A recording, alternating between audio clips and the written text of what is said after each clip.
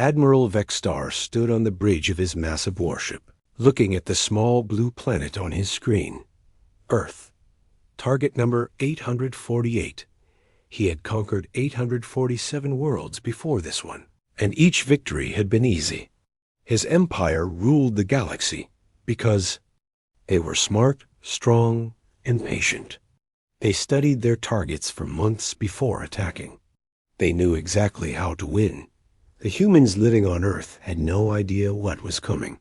Vextar scouts had watched them for 6 months.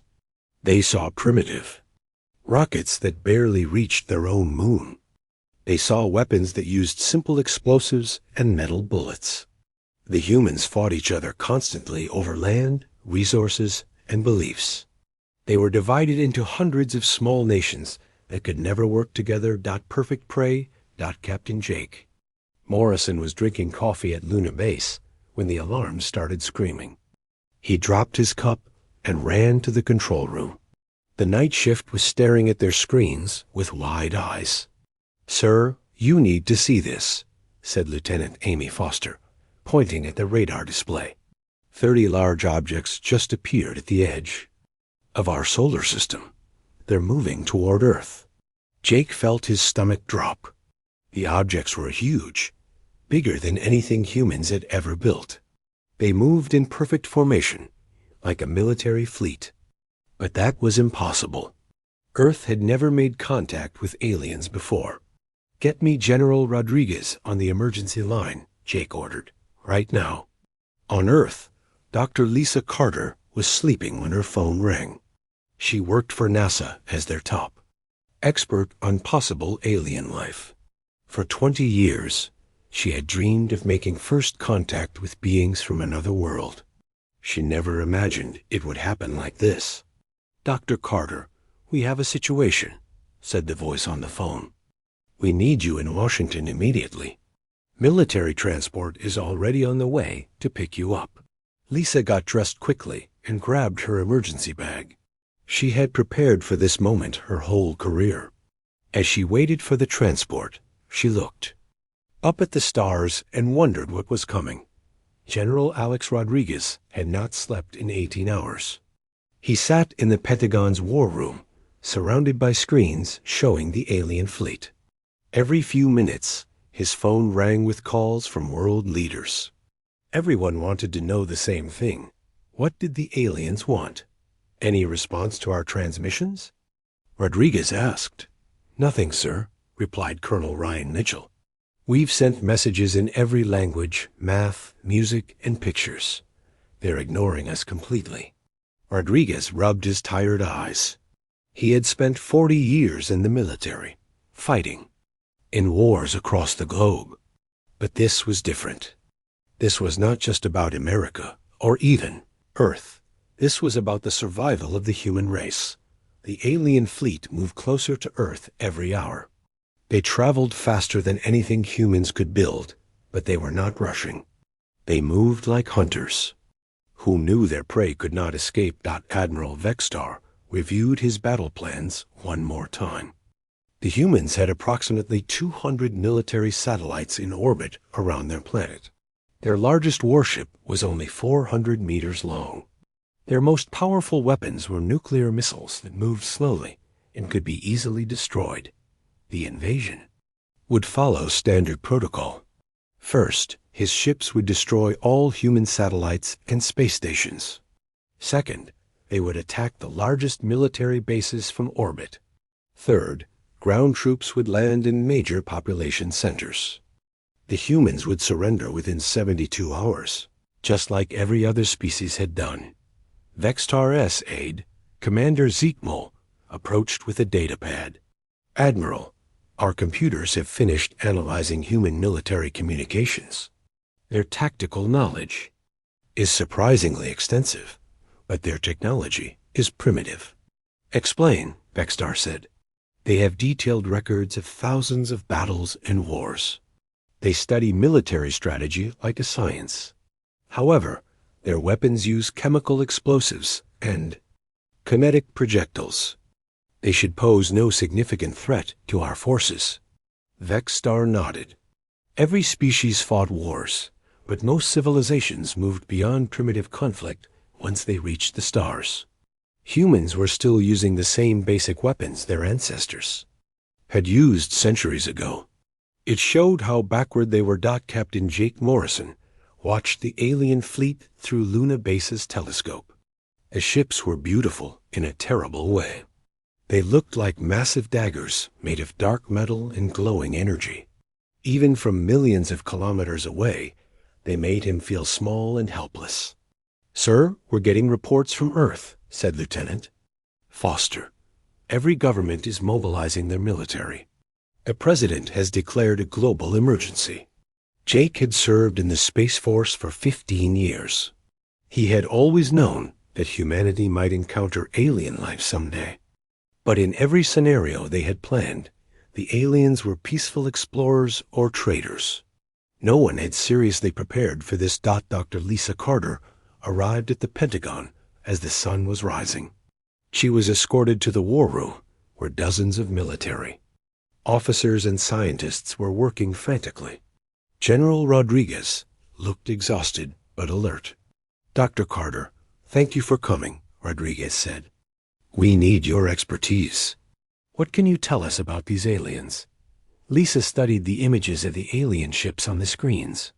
They were clearly advanced technology, probably thousands of years ahead of humanity. The fact that they were ignoring all attempts at communication was not a good sign. "General, based on their behavior, I believe they view us as inferior," Lisa said carefully. "They're not interested in talking because they don't see us as equals. This looks like a military operation, not a diplomatic mission." The room fell silent. Everyone had hoped the aliens might be peaceful, despite their threatening appearance. Admiral Vestar gave the order to begin the attack. His fleet moved into Earth's solar system like a dark storm. The humans had one day to live in peace before. Their world changed forever. He had no idea that he was about to make the worst mistake in galactic history. The first alien ships entered Earth's atmosphere over New York City at dawn. Sergeant Kate Williams watched from a rooftop in Manhattan as the massive vessels descended through the clouds. They moved slowly, like they owned the sky. Behind them came smaller ships carrying ground troops.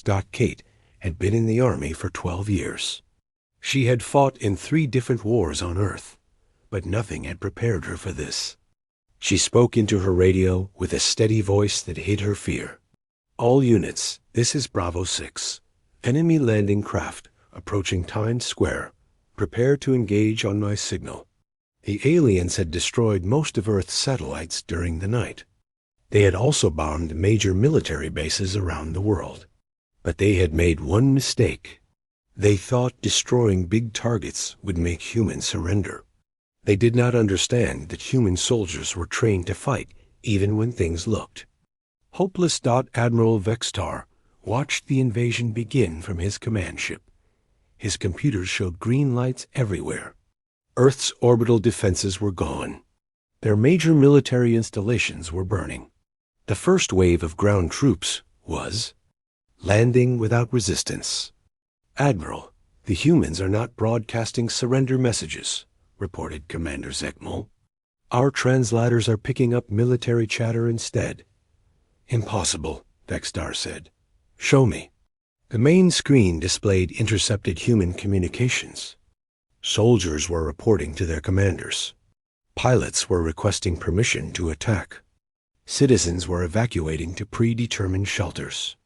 It looked like the humans were preparing to fight. They must not understand their situation, Vestar decided. Increase the bombing. Target their government buildings. They will surrender when their leaders are gone. Colonel Ryan Mitchell sat in the cockpit of his F-35 fighter jet, waiting for takeoff clearance. Around him, 19 other pilots were doing the same. They all knew this was probably a suicide mission. The alien ships were too big and too advanced. But orders were orders. "Ghost Squadron, this is Control," came the voice over his radio. "You are cleared for takeoff. Your target is the alien transport ships over Manhattan. Hit them hard and fast. Ryan's jet roared down the runway and into the sky. Behind him, his squadron followed. They flew low to avoid the big alien warships and headed straight for the troop carriers. The aliens did not expect an attack. Their ships had powerful shields and weapons, but they were designed to fight other starships in space. They were not ready for small, fast fighters attacking from multiple directions at once. Ryan locked onto the nearest transport and fired 2 missiles. The alien ship's shields stopped the first one, but the second one punched through and exploded. Inside the hull, the transport spun out of control and crashed into a building. "First kill," Ryan shouted into his radio. "Their shields can't handle multiple hits." Lieutenant Chris Baker led his Navy SEAL team through the sewers under Washington, D.C. Above them, alien ground troops were landing near the White House. The SEALs had been ordered to gather intelligence on enemy forces and disrupt their operations. Chris had fought terrorists in 6 different countries. He knew how to move without being seen and strike without warning. The aliens might have better technology, but they had never faced human special forces before. "Target acquired," whispered Petty. Officer Dan Murphy over the radio. "Single alien patrol, 3 contacts, moving toward the Capitol building." "Take them quiet," Chris ordered. The SEALs emerged from manholes behind the alien patrol. The aliens were tall, with gray skin and advanced armor. They carried energy weapons that could cut through steel, but they moved in straight lines and talked loudly to each other. They had no idea they were being hunted. Chris and his team struck simultaneously. They used knives and silenced weapons to kill all 3 aliens before they could call for help.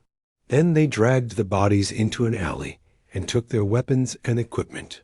"Control, this is SEAL Team 6, Chris reported. "We have alien weapons. And 1 prisoner. The enemy bleeds red, just like us." Major Amy Thompson watched alien dropships land in the park across from the Pentagon. She commanded a company of Marines who had been ordered to defend the building at all costs.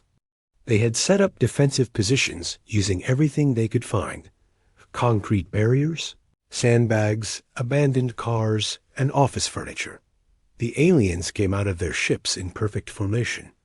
They wore powered armor and carried energy rifles. They moved like soldiers who had never lost a battle. Amy counted at least 200 enemies approaching her position. "Marines, remember your training," Amy said over the radio. "Aim for the joints in their armor. Use cover and movement. Make every shot count." The aliens advanced across the open ground, expecting the humans to run or surrender. Instead, they walked into a carefully planned ambush. The Marines opened fire from multiple positions, using rifles, machine guns, and rocket launchers. The first row of aliens fell immediately. Their armor was strong, but human bullets could still find weak spots. The aliens tried to return fire, but they were confused by the coordinated attack.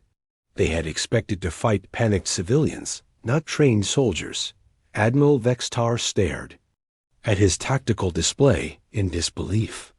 Red warning lights were flashing across the screen. 3 transport ships had been destroyed by primitive human aircraft. A patrol unit had vanished without sending a distress signal. The assault on the Pentagon was meeting fierce resistance. "This is impossible," Vextar muttered. "They should have surrendered by now." "Admiral, we're receiving reports from all landing." "Zones," said Commander Zekmel. "The humans are fighting back everywhere. They're using tactics our computers don't recognize." Vextar pulled up the tactical analysis. Human forces were using something called guerrilla warfare. They hit fast and disappeared. They used the terrain to their advantage. They targeted officers and communication equipment. They fought like they had been planning this for years. "Sir, there's something else," Zekmel continued. Our intelligence was wrong about human military capability. They're not just using primitive weapons. They're adapting our technology in real time. The main screen showed a human soldier firing an alien energy rifle at an alien patrol. Somehow, the humans had figured out how to use captured weapons within. Hours of first contact. Sergeant Kate Williams crouched behind a destroyed car, holding an alien energy rifle she had taken from a dead enemy soldier. The weapon was lighter than her regular rifle and twice as powerful. She had figured out how to operate it by watching the aliens use it. "Bravo 6 to all units," she said into her radio. "I've got 20 more alien weapons here. Send someone to pick them up. These things pack a serious punch." Around her, the battle for New York was raging. The aliens controlled the landing zones, but the humans controlled everything else. Every street corner was a potential ambush. Every building was a fortress. The aliens were learning that conquering a city full of angry humans was not as easy. As their computers had predicted, Kate aimed at an alien officer who was trying to coordinate his troops. She pulled the trigger and watched him fall. The alien soldiers around him looked confused without their leader. Humans had been fighting each other for thousands of years. They knew how to break enemy morale, disrupt communications, and turn a superior force against itself. The aliens were about to learn why Earth had never been conquered before. Colonel Ryan, Mitchell's fighter squadron, had lost 6 planes, but they had destroyed 12 alien transports. As he flew back to base to refuel, Ryan could see smoke rising from battles across the city. The aliens were winning, but they were paying a price they had never paid before. "Control, this is Ghost Leader," Ryan reported. "Mission successful. Enemy casualties confirmed. Requesting immediate rearm and refuel. We're going back out there." For the first time in galactic history, an alien invasion was meeting real resistance. The Zeltharian Empire was about to discover that humans were different from every other species they had conquered. They were about to learn what happened when you attacked a world full of warriors. Dr. Sam Parker had not slept in 3 days. He stood in the underground laboratory beneath MIT, surrounded by alien technology that his team had recovered from the battlefield. Pieces of destroyed alien ships, weapons, armor, and communication. Devices covered every table. "We've cracked their shield frequency," Sam announced to his team of scientists and engineers. "Their energy barriers work on a rotating harmonic pattern. If we time our attacks correctly, we can punch right through them." His assistant, Dr. Jennifer Walsh, looked up from her computer. "Sam, you need to see this. I've been analyzing their power sources. They use some kind of crystal matrix that stores incredible amounts of energy. But here's the interesting part. It's unstable when exposed to certain electromagnetic frequencies." Sam smiled for the first time in days. Human scientists were doing something no other species had ever accomplished. They were reverse engineering alien technology while the war was still going on. Captain Nina Foster sat in a hidden bunker 50 feet below Chicago. Around her, communication specialists worked at computers connected to a network that the aliens could not detect. She had spent 2 years setting up this system as part of a secret military project. Now it was humanity's lifeline. "Phoenix Base, this is Chicago Underground," Nina spoke into her microphone. "We have confirmed reports from 17 cities. Human forces are adapting faster than alien predictions. Recommend shifting to Phase 2 operations." The network carried messages between resistance cells across the globe. Military commanders shared tactical information in real time. Scientists sent research data to weapons manufacturers. Civilians reported alien movements to military units. For the first time in human history, the entire species was working together. Nina pulled up a tactical map on her screen. Green dots showed human positions. Red dots showed alien forces. The pattern was clear. Humans were fighting smarter, not harder. Corporal Danny Hughes crawled through the rubble of downtown Detroit, carrying a backpack full of homemade explosives. He was a combat engineer, trained to build and destroy things under enemy fire.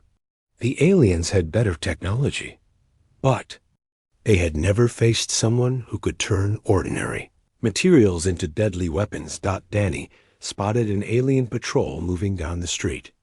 6 soldiers in powered armor, walking in formation. They felt safe because their armor could stop human bullets and their shields could deflect energy weapons. They had no idea that Danny had just planted 20 pounds of thermite and aluminum powder under the street they were walking on. Danny pressed the detonator button. The explosion ripped through the concrete and sent superheated metal fragments in every direction. The alien armor, designed to stop energy beams and projectiles, could not handle molten steel at 4,000 degrees. "Engineering base, this is Danny," he reported through his radio. "Confirmed kills using the new thermite mixture. Their armor can't handle extreme heat. Pass it on to all units." Commander Rachel Stone stood on the bridge of her submarine, 200 feet below the surface of the Atlantic Ocean. Above her, alien ships were landing troops on the coast. The aliens controlled the air and most of the land, but they had forgotten about the oceans. "Sonar contact," reported her weapons officer. "Large alien vessel on the surface, bearing 270. Looks like a troop transport." "Fire tubes 1 and 2, Rachel ordered. "Let's see how their shields work underwater." 2 torpedoes raced through the water toward the alien ship. The first torpedo detonated against the ship's energy shield, creating a massive bubble of superheated water. The second torpedo passed through the disrupted shield and hit the hull directly. The alien ship broke in half and sank in less than 2 minutes. "Target destroyed," Rachel announced. "All alien ships in this area are now submarine targets. They can't use their energy weapons effectively underwater." Admiral Vextar paced back and forth on his command bridge, reading reports that made no sense. In 3 days of fighting, his invasion force had lost more ships and soldiers than in the previous 10 conquests combined. "Show me the tactical analysis again," he ordered. Commander Zekno activated the main display. "Admiral, the humans are not fighting like any species we've encountered before. They're using what their military calls combined arms tactics. They coordinate different types of forces to create maximum effectiveness." The screen showed examples from around Earth. In one city, human aircraft attacked alien shields while ground forces fired armor-piercing rounds through the weakened barriers. In another location, submarines destroyed alien ships while coastal artillery provided cover fire. Everywhere, humans were combining old and new weapons in ways that alien computers could not predict. "There's more, sir," Zekmel continued. "They're sharing information across their entire planet instantaneously. When one human unit discovers an alien weakness, every human unit knows about it within minutes." Vextar stared at the reports. Humans had turned their whole planet into a military academy. They were learning from every battle and teaching each other how to fight more effectively. Dr. Helen Brooks worked in a biosafety laboratory in Atlanta, studying alien blood samples that soldiers had collected from the battlefield. She was a specialist in biological warfare, and she had found something interesting. "Their immune system is incredible," she explained to her research team. "They're resistant to every Earth disease we've tested.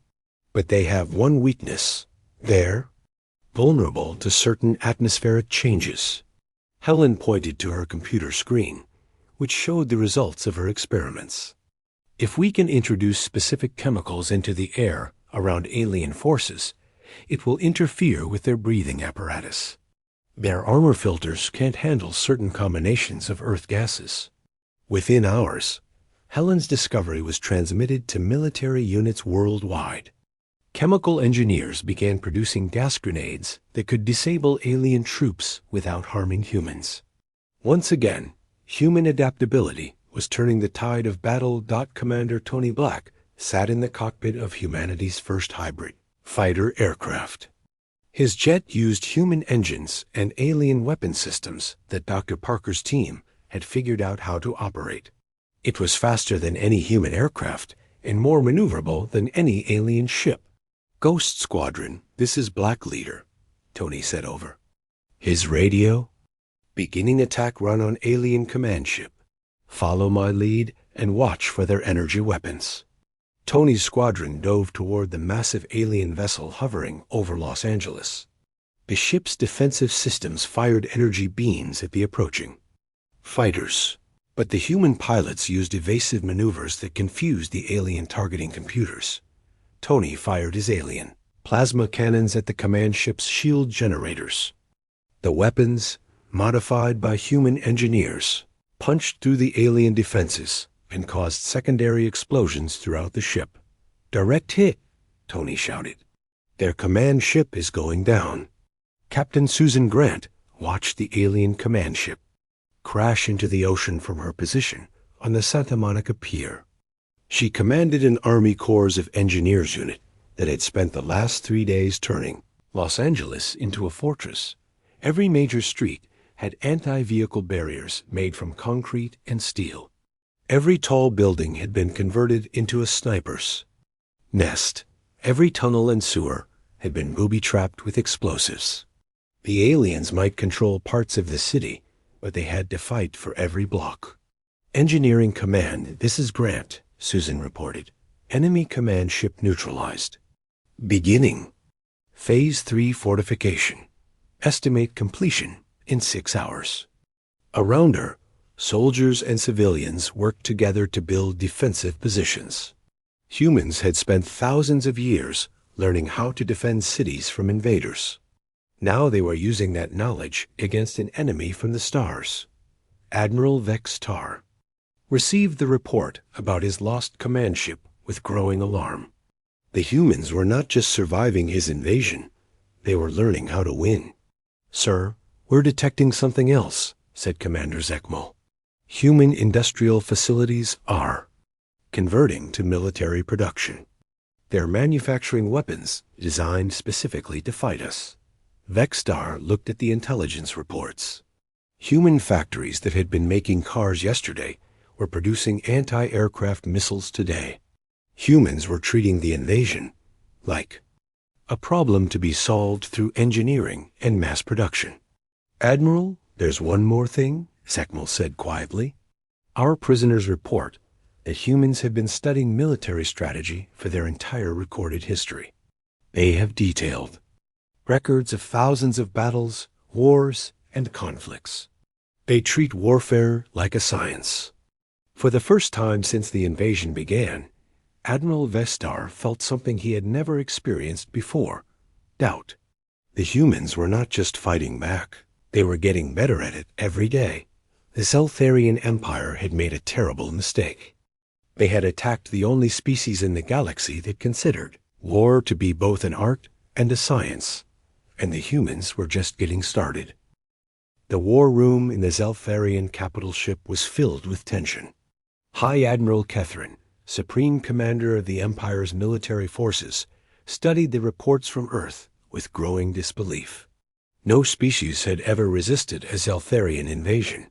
For more than 72 hours, Earth had been fighting back for 2 weeks. "Explain to me how a primitive species has destroyed 15% of our invasion fleet," Kethrin demanded. Admiral Vextar stood at attention, his pride wounded. "Sir, these humans are unlike any species we have encountered. They adapt their tactics constantly. They learn from every engagement. Their entire planet has become a military training ground." "Excuses," Kethrin snapped. "I am sending the Shadow Legion to finish this. Elite troops with our most advanced weapons. These humans will learn what happens when they defy the Empire." General Marcus Webb crouched in the ruins of a Philadelphia office building, watching alien reinforcements land through his binoculars. He had spent 20 years in Delta Force before becoming commander of special operations. He had seen the new alien troops, and they were different from the first wave. These aliens wore black armor that seemed to absorb light. They moved faster and more carefully than the previous soldiers. Their weapons fired different types of energy that could cut through human cover like paper. "All units, this is Webb," he spoke into his encrypted radio. "Enemy has deployed elite forces. New threat assessment. Extreme danger. Switch to Alpha Protocol immediately." Around the city, Special Forces teams received the message and changed their tactics. Alpha Protocol meant no direct confrontation. Hit and run attacks only. Target their equipment and supplies, not their soldiers. Dr. Helen Brooks had been working non-stop in her laboratory for 5 days. Her biological weapons had been effective against the first wave of aliens, but the new troops had better protection. She needed something stronger. "I've got it," she announced to her research team. "The elite troops have enhanced immune systems, but they still need to breathe. I've developed an aerosol compound that attacks the respiratory filters directly." Her assistant, Dr. Mark Thompson, looked worried. "Helen, this compound is extremely dangerous. If it gets into the wrong hands, ... We're fighting for the survival of our species," Helen replied firmly. "Deploy it to all frontline units immediately." Commander Tony Black led his hybrid fighter squadron on a dawn patrol over Texas. Below them, a massive alien battleship was moving toward Houston. The ship was 3 times larger than anything they had seen before, and it bristled with weapon systems. "Command, this is Black Leader," Tony reported. "We have a problem. This thing is bigger than a city, and our weapons aren't going to scratch it." "Black Leader, this is Control," came the reply. "Dr. Parker's team has a new toy for you. Return to base for immediate upgrade." An hour later, Tony was back in the air with weapons he could barely understand. His fighter now carried human-made antimatter missiles based on captured alien technology.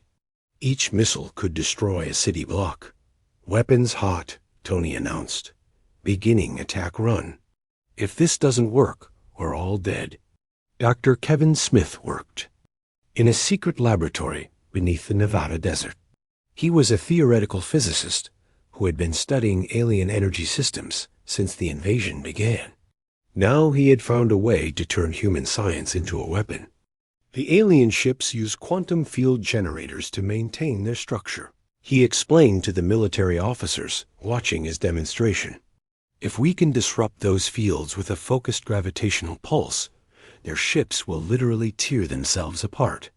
General Rodriguez, who had flown in from Washington to see the demonstration, looked skeptical. "Doctor, are you saying you can destroy alien ships using gravity?" "Not just destroy them," Kevin smiled. "I can make them collapse into microscopic black holes. The technology already exists. We just need to scale it up." Captain Joe Adams sat in the pilot seat of a captured alien shuttle, studying the control systems. He commanded a special unit called the Orders, soldiers trained to assault enemy ships in space. The aliens had never faced boarding actions before, because no other species had the courage to attack spaceships with small teams of infantry. "Remember the plan," Joe told his team over the radio. "We hit their command ship hard and fast. Take out their communications first, then their engines. Leave the command center for last." Behind him, 20 soldiers checked their equipment one final time. They wore modified alien armor and carried weapons that combined human and alien technology. They had trained for this mission using captured alien vessels. The shuttle approached the alien command ship invisibly, using stealth technology that Dr. Parker's team had developed. The aliens never saw them coming. President Maria Johnson stood in the Oval Office, surrounded by her military advisors. On the screens around the room, She could see battles raging across the planet. Human forces were holding their ground, but the cost was enormous. "Madam President," said General Rodriguez, "Dr. Smith's gravitational weapon is ready for deployment. One test shot completely destroyed an alien cruiser. But if we use this technology, there's no going back. We'll be escalating to weapons of mass destruction." Maria looked at the casualty reports on her desk. 50 million humans were dead or missing. Entire cities had been reduced to rubble. The aliens had shown no mercy. "Do it," she said quietly. "End this war." Admiral Vextar watched his elite Shadow Legion forces advance through the ruins of Detroit. These were the Empire's finest soldiers, veterans of 100 campaigns. They had never been defeated in battle. Within an hour, half of them were dead. The humans had developed new tactics specifically to fight elite troops. They used biological weapons that attacked alien breathing systems. They employed electromagnetic pulses that disabled alien electronics. Most terrifying of all, they had learned to turn captured alien weapons into booby traps. "This is impossible," Vextar muttered, watching his tactical display. "How can primitives defeat our best soldiers?" "Sir," reported Commander Zekmo, "we're receiving intelligence that explains their effectiveness. The humans have been cataloging every engagement, analyzing our tactics, and distributing counter-strategies to their entire military in real time." "Show me," Vextar ordered. The main screen displayed intercepted human communications. Military analysts were studying alien battle footage and identifying weaknesses. Scientists were developing new weapons based on captured technology. Engineers were building defenses specifically designed to stop alien attacks. "They're treating this war like a research project," Zekmo continued. "Every battle makes them more effective against us." High Admiral Catherine paced the bridge of his flagship, reading reports that defied all military logic. The humans had not only survived the Shadow Legion assault, they had captured several elite soldiers alive and were interrogating them for tactical intelligence. "Sir, we have another problem," his aide reported nervously. "Long-range sensors are detecting human spacecraft approaching our outer defense perimeter." "Impossible," Catherine snapped. "Humans barely have interplanetary travel. They cannot reach our ships." "Sir, the analysis suggests they are using our own technology against U.S. Somehow they have reverse-engineered our faster-than-light drives." Captain Joe Adams' boarding team had successfully captured the alien command ship's bridge. Around him, alien officers lay unconscious from human stun weapons. His team was downloading everything from the ship's computers: star charts, tactical databases, and most importantly, the location of the main alien fleet. "Command, this is Adams," he reported. "Package secured.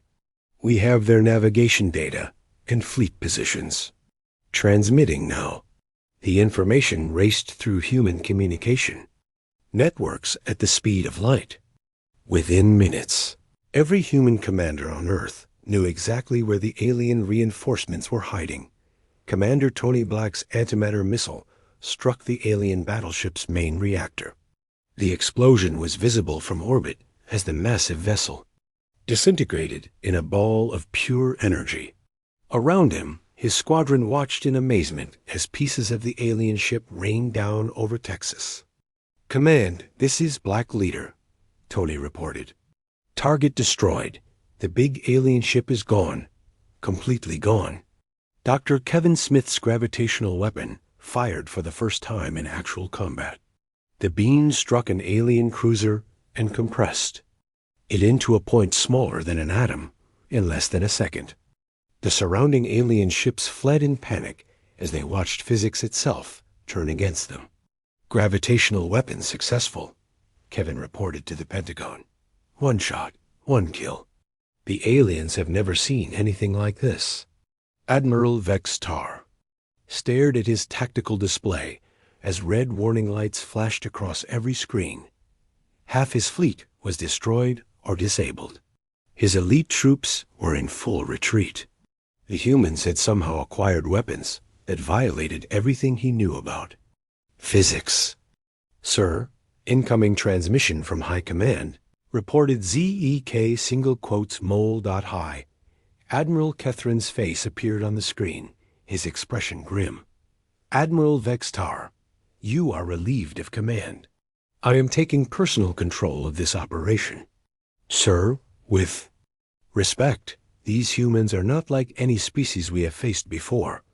Vextar tried to explain. They learn too quickly. They adapt too fast.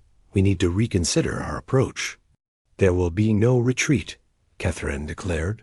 I am bringing the full might of the Empire to bear on this primitive world. Every ship, every soldier, every we.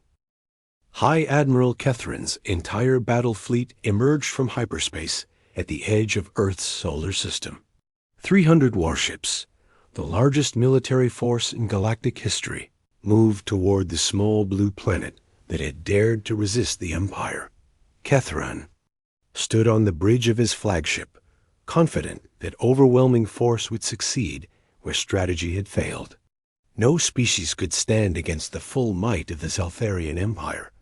He had no idea that humans had spent the last month preparing for exactly this moment. Bobby Chun watched the alien fleet approach from his position aboard the UNS Defiance, humanity's first true starship. Around him, 49 other vessels waited in formation behind the dark side of Earth's moon. They looked small compared to the alien ships, but appearances could be deceiving. All ships, this is Admiral Chun, he announced over the fleet communication system. Operation Nemesis is now active. Remember, we're not just fighting for Earth. Anymore, we're fighting for our future among the stars. The human fleet had been built in secret using alien technology captured during the ground war. Each ship carried weapons that the aliens had never seen before, designed by human engineers who thought differently than any species in the galaxy. Engineer Lisa Murphy checked the status of her creation one final time. The UN's Defiance carried humanity's most advanced weapon, a device that could turn a star's own energy against enemy fleets.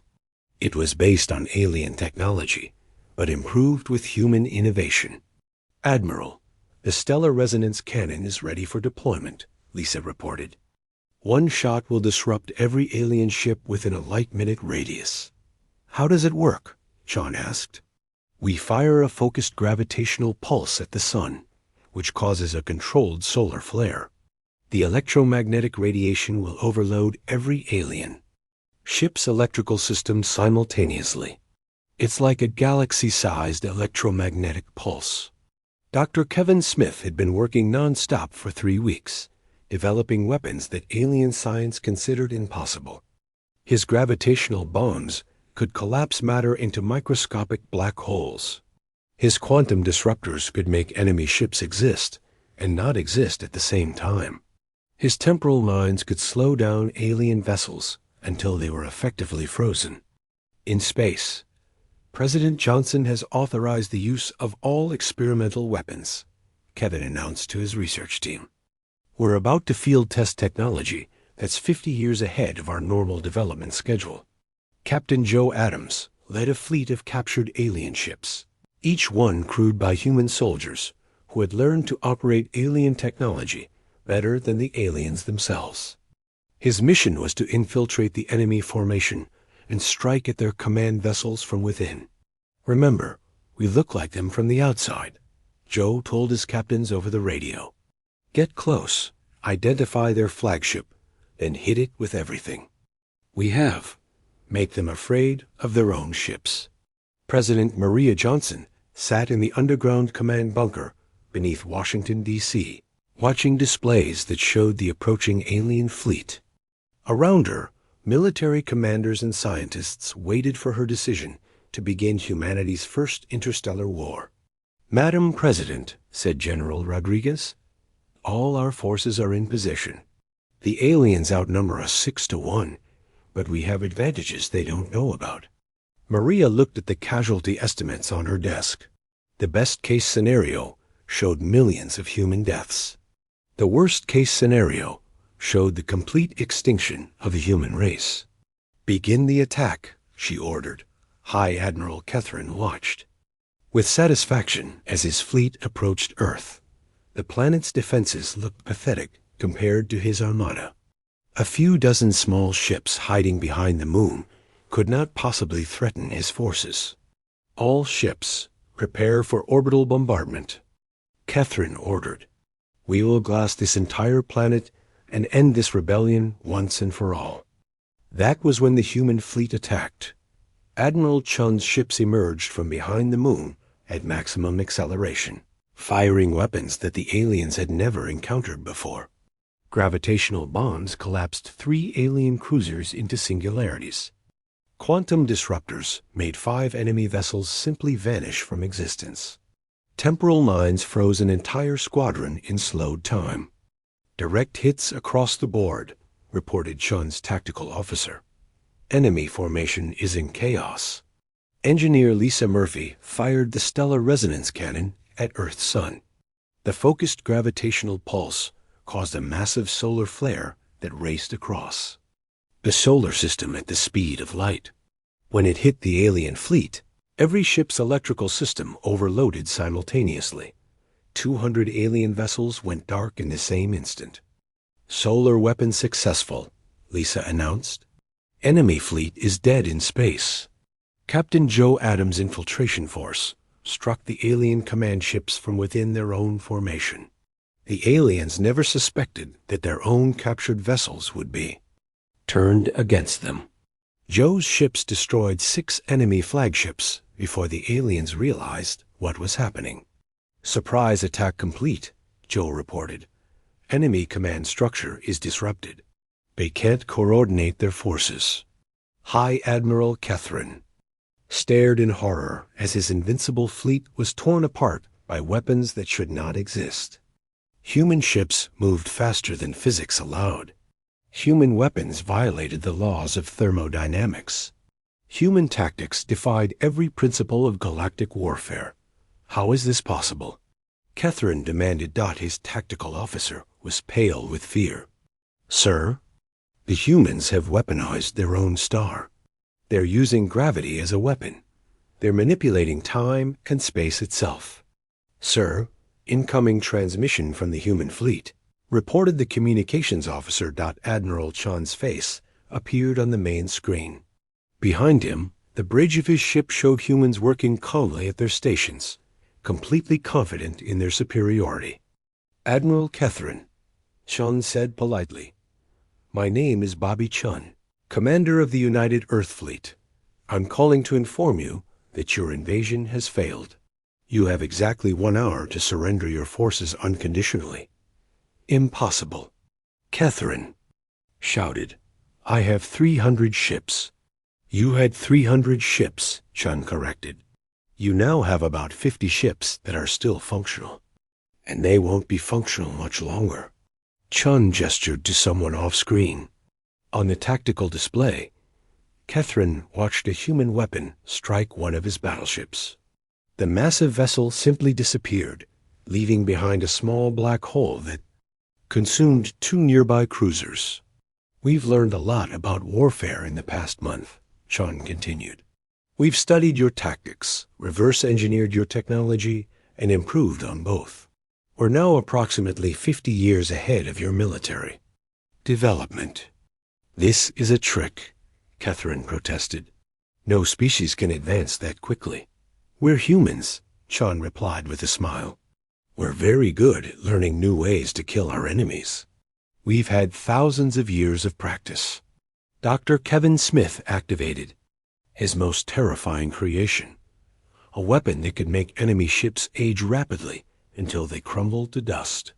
He targeted the remaining alien vessels and watched them decay in seconds. "Temporal weapon deployment successful," Kevin reported. "Enemy fleet is no longer a threat. The battle for Earth was over in less than 6 hours. The most powerful fleet in galactic history had been completely destroyed by a species That had been using chemical rockets just 1 month earlier. But the humans were not finished. President Maria Johnson addressed the world from the Oval Office. Behind her, screens showed human ships preparing to leave Earth's solar system. "My fellow humans," she began, "today we have won the greatest victory in our species' history. But this is not the end of the war. It is the beginning of humanity's expansion to the stars. The aliens came to our world expecting to find easy prey. Instead, they found the most dangerous species in the galaxy. We will now carry that lesson to every world in their empire." Admiral Chun led the human fleet toward the Zeltharian home system using navigation data captured from enemy ships.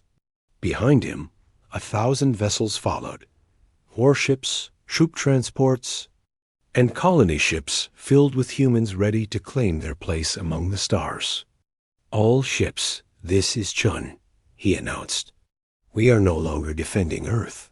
We are now conquering the galaxy." The journey to the alien homeworld took 2 weeks using captured faster-than-light technology improved by human engineers. Ninzi? Human fleet arrived. They found a civilization that had ruled the galaxy for 1,000 years. It took humanity exactly 72 hours to destroy it completely. High Admiral Catherine, now a prisoner aboard a human ship, was forced to watch as his empire crumbled. Human forces moved from system to system, defeating alien defenses with weapons and tactics that no species had ever imagined. "How?" Catherine asked Admiral Chun during one of their conversations. "How did you advance so quickly?" Chun looked at the former alien commander with something approaching pity. "You made one critical mistake," he said. "You assume that all species think the same way you do. But humans are different. You see warfare as a necessary evil to be conducted with minimal effort and maximum efficiency. We see warfare as the ultimate test of intelligence, creativity, and will. You have soldiers. We have warriors. You fight to maintain order. We fight to survive. You use tactics that have worked for 1,000 years. We invent new tactics every day. Most importantly, you attacked us believing we were primitive and weak. We are primitive. We are also the most dangerous species that has ever existed." 1 year after the first alien ship appeared over Earth, the Zeltharian Empire surrendered unconditionally. Th.